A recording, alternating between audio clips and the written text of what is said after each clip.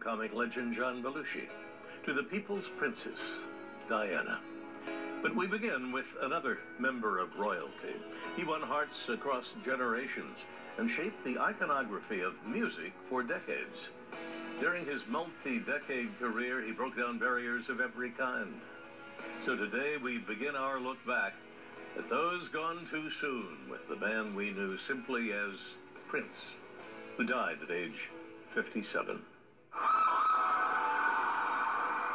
Few performers commanded a stage and thrilled an audience quite like Prince.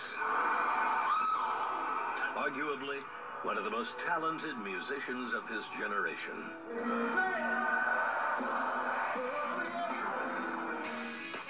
Rock star, visionary, provocateur, legend. Just a few of the words that have been used to describe him. He won 7 Grammys and was inducted into the Rock and Roll Hall of Fame in 2004.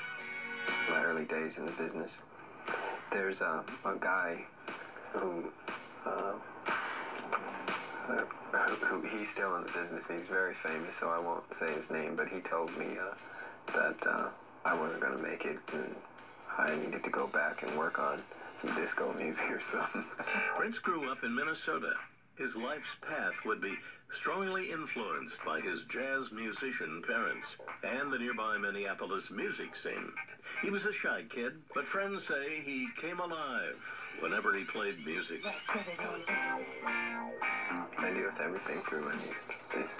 Emotionally, I stay centered through music. It's the best medicine in the world. At 19, Prince signed with Warner Brothers, and in short order proved prolific. Writing, composing, performing, and producing most of his own work. He released 4 albums in 4 years. His 5th release in 1982 would be his breakthrough. With his title track, he invited the world to party like it's 1999. The album went multi-platinum. His 6th album, 2 years later, took his fame to rarefied heights. Purple Rain went straight to #1 on the Billboard charts, where it stayed for 24 weeks. The movie by the same name grossed $68 million at the box office. Prince seemed unstoppable, and he redefined what it meant to be a sex symbol. Never one to shy away from provocative lyrics, Prince inspired the Parental Advisory label on CDs after an outraged Tipper Gore heard his song Darling Nikki and founded the Parents Music Resource Center. But for all of his freedom of expression through music, Prince was highly protective of his private life. In 1996, Prince married Mayte Garcia, one of his backup dancers. I sort of made an off-the-cuff statement like that. I said, there's my future wife. I was being coy, but lo and behold. In a rare moment in 1997, he spoke about his marriage. I think the most profound thing that has happened to me is the way I view women now. And going through my wife's pregnancy had a really powerful effect on me. The couple suffered a painful loss after their son was born with a rare genetic disorder. He died within a week of his birth. He and Garcia divorced in 2000. Prince married again in 2001 to Manuela Testolini.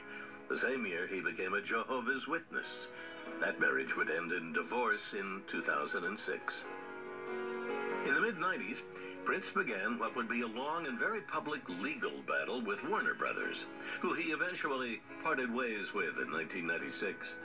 I felt pressure not being able to live my life the way I wanted to.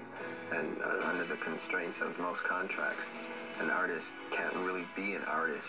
You can just sort of go according to their rules and regulations. No, that was pressure for me.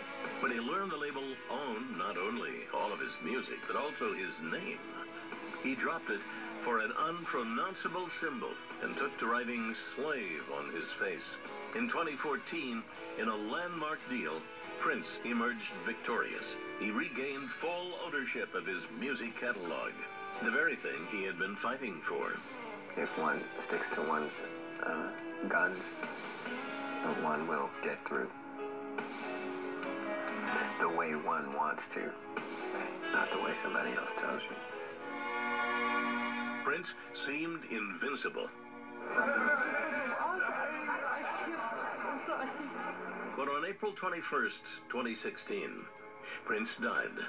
Within hours, hundreds of fans showed up at the gates of his Paisley Park mansion.